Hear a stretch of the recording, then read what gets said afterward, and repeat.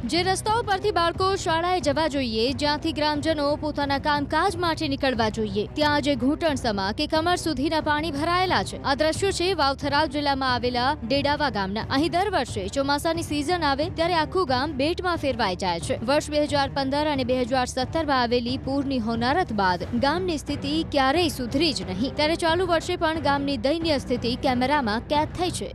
અત્યારે ખેતરોમાં બહુ ગંભીર પરિસ્થિતિ છે। લગભગ ગામની 70% જમીન બંજર બની ગઈ છે અને 30% જેવી બચી છે। એ જો આની આ પરિસ્થિતિ રહી તો એ પણ પૂરી થઈ જાય એવી છે।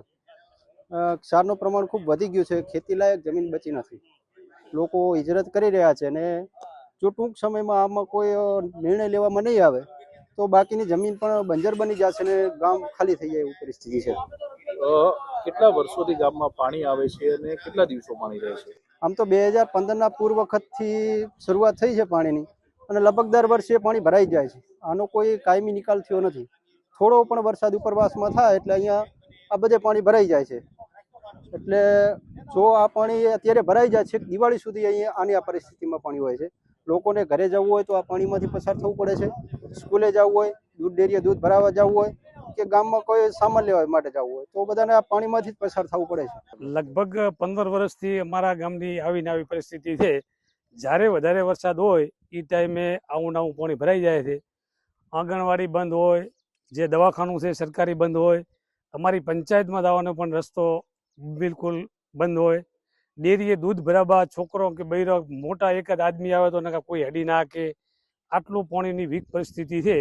એને કારણે અમારો આનો નિકાલ થાય એવી અમારી સરકાર પાસે માગણી છે। આના માટે આમ તો માનનીય મુખ્યમંત્રી સાહેબ જ્યારે આવ્યા ત્યારે ગયા વર્ષમાં બી પરિસ્થિતિ ખરાબ હતી। અમારા આખા વિસ્તારમાં મારકા હોય, ભાટોર હોય, ડેડાવા, ત્યારે બી મુખ્યમંત્રી સાહેબે જાહેરાત બી કરી છે ને એના યોજનામાં હવે જેટલું ઝડપી એનો કોઈ એસ્ટિમેટ બની આની ગમે તે યોજનામાં આનો નિકાલ થાય એવો સરકાર બી પ્રયત્નશીલ છે। પણ હાલાકી ચોમાસું છે એટલે ગામમાં પાણીનો પ્રશ્ન ખૂબ છે।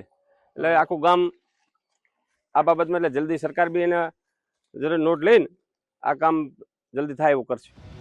મહત્વનું છે કે ચોમાસા દરમિયાન ગામની પ્રાથમિક શાળા, આંગણવાડી અને ગ્રામ પંચાયત સહિતની તમામ સરકારી ઇમારતો વરસાદી પાણીમાં ગરકાવ થઈ જાય છે। આમ જોઈએ તો વિદ્યાર્થીઓનું ભવિષ્ય અને ગામનો વિકાસ બંને પાણીમાં હોમાઈ રહ્યા છે, ત્યારે સ્થાનિકો આ સમસ્યાના કાયમી ઉકેલ માટેની માંગ કરી રહ્યા છે।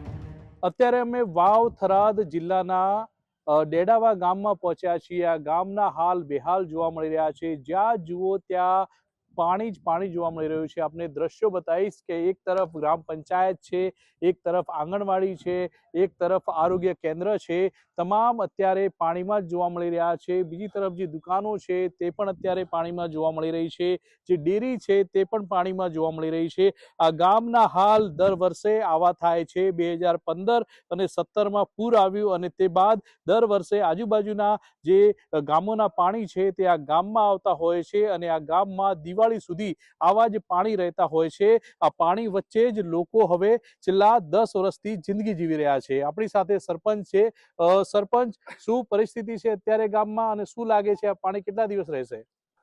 આમ તો જો કે પરિસ્થિતિ તો 2015થી જ્યારે પૂર આવ્યું ત્યારથી આની આ પરિસ્થિતિ છે અને આ પાણીનો જો નિકાલ ન થાય તો દિવાળીથી પછી પણ રહે, જો વરસાદ વધારે આવે પણ દિવાળી સુધી તો આ પાણી અહીં પડ્યું રહે છે। એટલે જ્યારે આપણા ગુજરાત સરકારના મુખ્યમંત્રી સાહેબ શ્રી જ્યારે વાવ આવ્યા ત્યારે હું ખુદે મેં રજૂઆત કરી હતી કે સાહેબ આનો અમારે પાણીનો કાયમી નિકાલ થાય એવું, અને તેમણે વિશ્વાસ આપ્યો છે કે ભાઈ કાયમી નિકાલ થાય એના માટે કરી અને જે ગ્રાન્ટ ફાળવવાની છે એ પણ ફાળવી છે, છતાં પણ હજી સુધી આ નિકાલ થયો નથી। એટલે હવે અમારે મોટી તો ખેડૂતોને મુશ્કેલી છે કે આ પાણીને લીધે અમારી જમીનો બંજર બની ગઈ છે। ક્ષારનું પ્રમાણ ખૂબ આવ્યું છે એટલે લોકોને, ખેડૂતોને હિજરત કરવી પડે એવી પરિસ્થિતિ છે।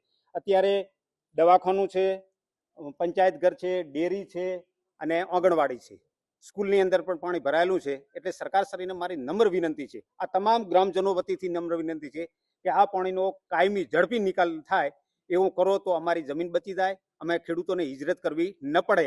અને અત્યારે વૈકલ્પિક વ્યવસ્થા હું કલેક્ટર સાહેબ શ્રીને પણ અમે અમીરામભાઈ છે અમે રજૂઆત કરવાના છો કે અત્યાર પૂરતી અમને કંઈક વ્યવસ્થા કરી આલે તો અમારે બહાર જવું હોય તો જવાની પણ અમારે વ્યવસ્થા થાય। અને કાયમી નિકાલ સિવાય આ અમારા પ્રશ્નનું સોલ્યુશન ક્યારેય આવવાનું નથી। એટલે આ જમીન જો બચાવવી હોય અને સરકાર જો સંવેદનશીલ સરકાર છે અને સરકારને જો આ ધ્યાન આપવું હોય તો આ પાણીનો નિકાલ રણ સુધી કરવો પડે તો જ અમારા પ્રશ્નનું સોલ્યુશન થાય. ખાસ કરીને અત્યારે ગામમાં આરોગ્ય કેન્દ્ર, આંગણવાડી, શાળાઓ ચાલુ છે કે બંધ છે? ના, એટલે સાહેબ આમાં એવું છે કે આંગણવાડી તમે જોઈ શકો છો બંધ છે, આરોગ્ય કેન્દ્ર બંધ છે. આરોગ્યવાળાની દરરોજ ઓટા ફેરા મારે છે, પણ હવે આરોગ્ય કેન્દ્રની અંદર જવરાય એવી પરિસ્થિતિ નથી. સ્કૂલની અંદર શું છે, અમારી જે નવી સ્કૂલ બનાવી હતી ત્યાં પાણી છે, એટલે સ્કૂલ ચાલુ નથી, પણ જૂનીમાં અમને સરકારશ્રી દ્વારા મંજૂર કરી આલી એટલે શિક્ષણ કાર્ય ચાલુ છે.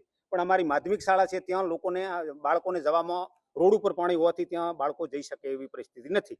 એટલે કાયમી ધોરણે અમારો આ નિકાલ થાય એવી અમારી સરકારશ્રીને, અને તમે પણ જે મીડિયાવાળા છો એ પણ અમારી રજૂઆત ગાંધીનગર સુધી પહોંચાડો એવી આપ દરેકને અમારી વિનંતી, આ તમામ ગ્રામજનો વતી હું વિનંતી કરું છું. નામ આપનું? મારું નામ ભૂરાભાઈ આસલ, પૂર્વ સરપંચ ડેડાવા. શું કહેશો, શું પરિસ્થિતિ ગામમાં, ને આવી પરિસ્થિતિ ક્યારથી છે? સાહેબ 2015 આ પરિસ્થિતિ થઈ ગઈ છે ગામની અંદર. વારંવાર ત્રીજી વર્ષે અમારે પાણી આવેલું હોય છે અને રોગચાળો પણ ખૂબ ફાટી નીકળે છે. લોકો બીમાર પણ બહુ પડે છે. જમીનો બધી બંજર થઈ ગઈ છે. ક્ષારનું પાણી વધારે છે.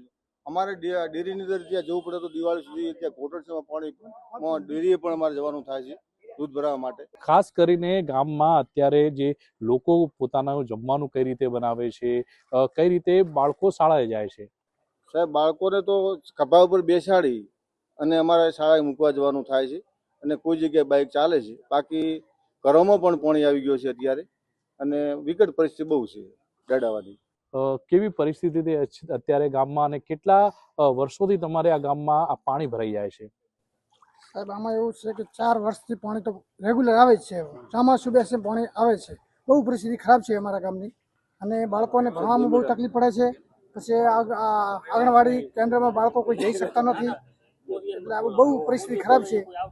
તો ગમે તે ઝડપી નિકાલ પાણીનો થાય એવું કરવાનું. છેલ્લા 10 વર્ષથી આ જે ગામ છે તે ગામ પાણીમાં જ જોવા મળે છે, કારણ કે આ ગામની અંદર આજુબાજુના જે ગામો છે તે ગામોના પાણી આવી જતા હોય છે. આ ગામની ડેરી હોય, શાળા હોય, આંગણવાડી હોય કે પછી આરોગ્ય કેન્દ્ર હોય, ત્યાં પાણી ભરાઈ જતા હોય છે, અને દિવાળી સુધી આ ગામના જે લોકો છે તે લોકોને પાણી વચ્ચે જ જિંદગી જીવવી પડે છે. કિશોર તુવર, ન્યૂઝ 18 ગુજરાતી, વાવ થરાદ.